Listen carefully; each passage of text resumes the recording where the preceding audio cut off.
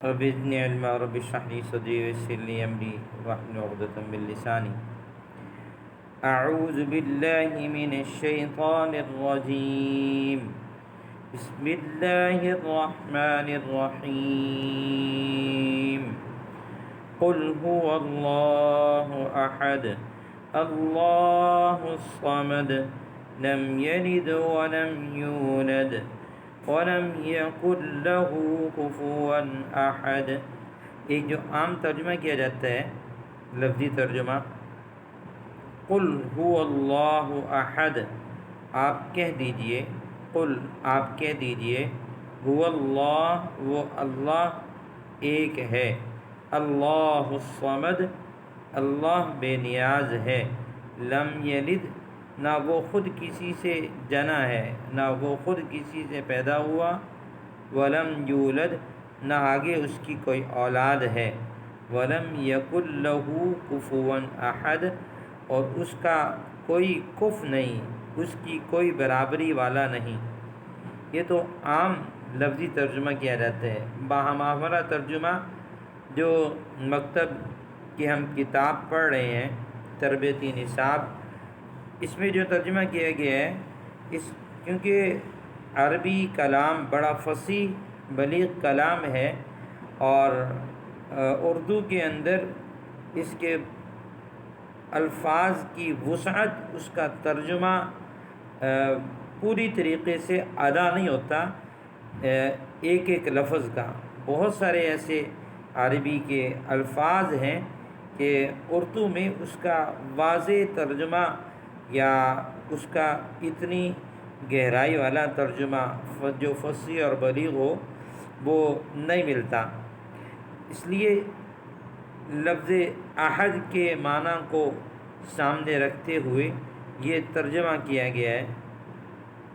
کہو، کہہ دو، بات یہ ہے کہ اللہ تعالیٰ ہر لحاظ سے پاک ہے۔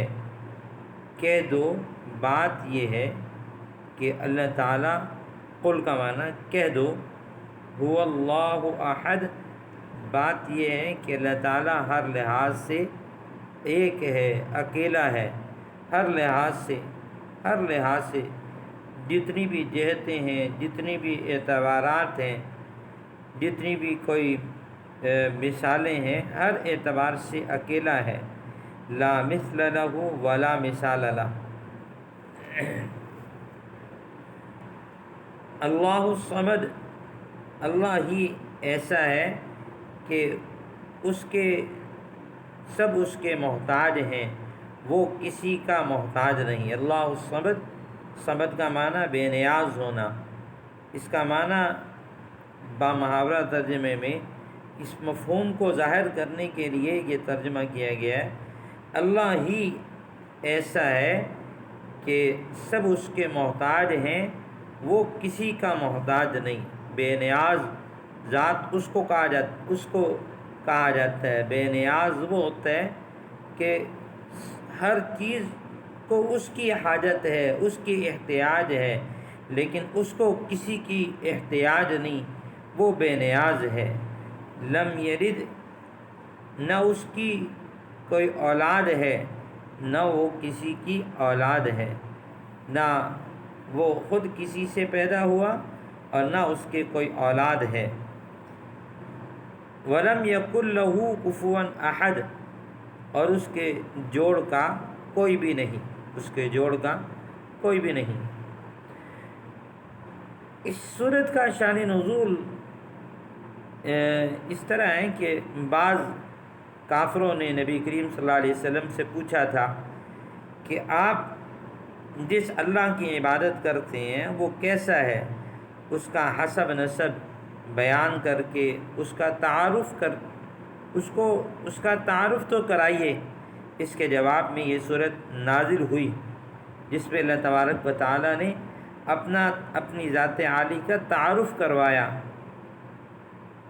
یہ قرآن کریم کے لفظ احد کا ترجمہ کرنے کی کوشش کی گئی ہے۔ پہلی آیت کے اندر کہہ دو، بات یہ ہے کہ اللہ تعالیٰ ہر لحاظ سے ایک ہے۔ کہتے احد کا ترجمہ کرنے کی کوشش کی گئی ہے صرف ایک کا لفظ اس کے پورے معنی ظاہر نہیں کرتا، کیونکہ احد کا معنی اکیلا ہونا، ایک ہونا۔ ہر لحاظ سے ایک ہونے کا مطلب یہ ہے کہ اس کی ذات اس طرح ایک ہے کہ اس کے نہ اجزاء ہیں، نہ حصے ہیں، نہ اس کی صفات کسی اور میں پائی جاتی ہیں۔ وہ اپنی ذات میں بھی ایک ہے اور اپنی صفات میں بھی اکیلا ہے۔ نہ اس کی صفات کے اجزاء ہیں، نہ اس کی ذات کے اجزاء ہیں۔ اس کا کوئی مثل نہیں اور اس کی کوئی مثال نہیں۔ دوسری آیت کے اندر اللہ الصمد، اللہ ہی ایسا ہے کہ سب اس کے محتاج ہیں۔ اس کا معنی یہ ہے کہ یہ قرآن کریم لفظ الصمد کا ترجمہ کیا گیا ہے۔ اس لفظ کا مفہوم بھی اردو کے کسی ایک لفظ سے ادا نہیں ہو سکتا۔ عربی میں صمد اس کو کہتے ہیں جس سے سب لوگ اپنی مشکل میں مدد لینے کے لیے رجوع کرتے ہوں۔ صمد اس ذات کو کہتے ہیں جس سے اپنی مدد لینے کے لیے رجوع کرتے ہوں اور سب اس کے محتاج ہوں اور وہ خود کسی کا محتاج نہ ہو۔ عام طور سے اختصار کے پیش نظر اس لفظ کا ترجمہ بے نیاز کیا جاتا ہے، لیکن وہ اس کے صرف ایک پہلو کو ظاہر کرتا ہے، وہ کسی کا محتاج نہیں، لیکن یہ پہلو اس میں نہیں آتا کہ سب اس کے محتاج ہیں۔ دو پہلو ہیں کہ وہ کسی کا محتاج نہیں اور اس کا مخالف سارے اس کے محتاج ہیں۔ اس لیے یہاں ایک لفظ سے ترجمے کرنے کی بجائے اس کا پورا مفہوم بیان کیا گیا ہے۔ آج ہمارے معاشرے کے اندر یہ ایک المیہ ہے کہ انسان اپنی حاجت روائی اور مشکل کشائی کے لیے غیر اللہ کی طرف رجوع کرتا ہے، غیر اللہ کی نظر نیاز دیتا ہے۔ اس آیت نے ہمیں یہ سمجھا دیا، یہ بتا دیا کہ انسان جتنا گردی محتاج ہو اس کو اللہ کی طرف رجوع کرنا چاہیے، اس لیے کہ ہر انسان کی ضرورت اللہ تنہا پوری کر سکتے ہیں، بلکہ پوری کر رہے ہیں، لیکن اللہ کو کسی کی احتیاج نہیں۔ اللہ صمد ذات ہے۔ تیسری آیت میں ان لوگوں کی تردید ہے جو فرشتوں کو اللہ کی بیٹیاں کہتے تھے یا حضرت عیسیٰ حضرت عزیر علیہ السلام کو اللہ کا بیٹا قرار دیتے تھے۔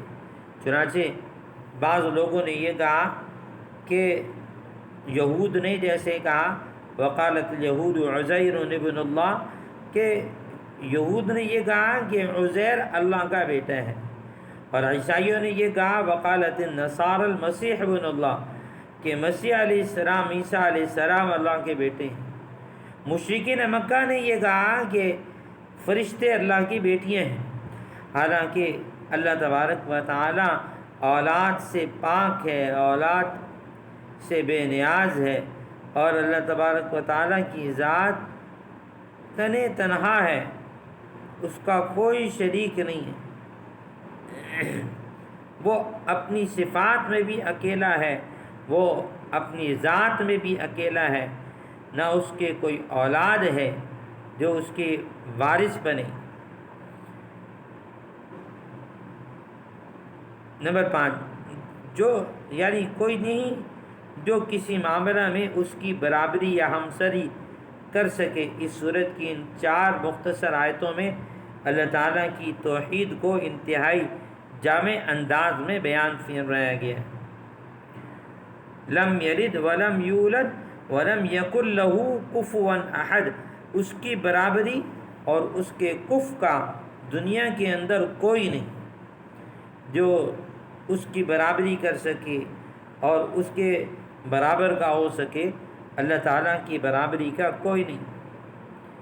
ان 4 آیات میں سے پہلی آیت میں اس صورت کا پوری صورت میں سے ہر آیت کا خلاصہ قرآن مجید میں یاد رکھیے کہ 3 طرح کے مضامین ہیں: توحید، عقیدہ رسالت اور عقیدہ آخرت۔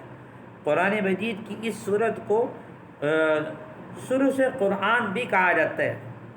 احادیث میں آتا ہے کہ جس نے ایک مرتبہ سورہ اخلاص پڑھ لی گویا کہ اس نے قرآن مجید کا ایک ثلث پڑھ لیا، اور جس نے 2 دفعہ پڑھی اس نے 2 ثلث پڑھ لیا۔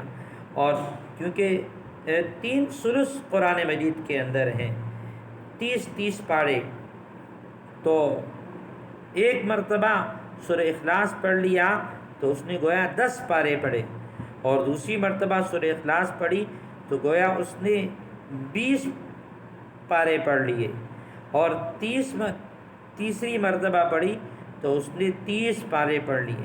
گویا ایک مرتبہ سورہ اخلاص پڑھنے سے پورے قرآن مجید کا ثواب ملتا ہے۔ پہلی آیت کا خلاصہ اس میں تردید ہے جو ایک سے زیادہ خداؤں کے قائل ہیں۔ دوسری آیت میں ان کی تردید ہے جو اللہ تعالیٰ کو ماننے کے باوجود کسی اور کو اپنا مشکل کشا، کارساز یا حاجت روا قرار دیتے ہیں۔ جیسے آج کل کے لوگ بہت سے اللہ والوں کو اپنا حاجت روا اور مشکل کشا مانتے ہیں، اور مزارات پر جانے کی ممانعت نہیں ہے، جائیں، ان کے لیے دعا کریں، درجات کی بلندی کی دعا کی جائے، ہاں البتہ ان سے جا کر مانگنا اور ان سے سوال کرنا یا معین الدین چشتی پار لگا دے کشتی، اس طرح کے الفاظ کہنا یہ شرکیہ الفاظ ہیں، اس سے منع کیا گیا۔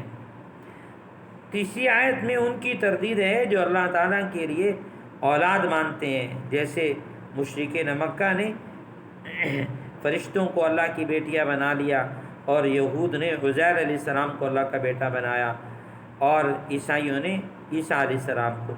چوتھی آیت میں لوگوں کا رد کیا گیا جو اللہ تعالیٰ کی کسی بھی صفت میں کسی اور کی برابری کے قائل ہیں۔ مثلا بعض مجوسیوں کا کہنا یہ تھا کہ روشنی کا پیدا کرنے والا کوئی اور ہے، اندھیرے کا پیدا کرنے والا کوئی اور، بھلائی پیدا کرنے والا اور ہے، برائی پیدا کرنے والا اور کوئی اور ہے۔ یہ اس طرح اس مختصر صورت میں شرک کی تمام صورتوں کو باطل قرار دے کر خالص توحید ثابت کی ہے۔ اس لیے اس صورت کو سورہ اخلاص کہا جاتا ہے، کیونکہ خالص توحید اللہ تعالیٰ نے اس صورت کے اندر بیان فرمائی ہے۔ اس صورت کے بہت سارے فوائد ہیں، ایک فائدہ جو میں نے عرض کر دیا، اور اس طرح اور بھی بہت سارے فائدے ہیں۔ جو آدمی گھر کے اندر داخل ہوتا ہے اور سلام کرتا ہے اور بات کرنے سے پہلے سورہ اخلاص 3 دفعہ پڑھ لیتا ہے تو اللہ تعالیٰ گھر کی بے برکتی ختم کر دیتے ہیں اور رزق کے دروازے کھول دیتے ہیں۔ اللہ سے دعا کریں اللہ تبارک و تعالی ہمیں اللہ اپنے کلام سے خوب فائدہ اٹھانے کی توفیق عطا فرمائے۔ والسلام علیکم ورحمۃ اللہ وبرکاتہ۔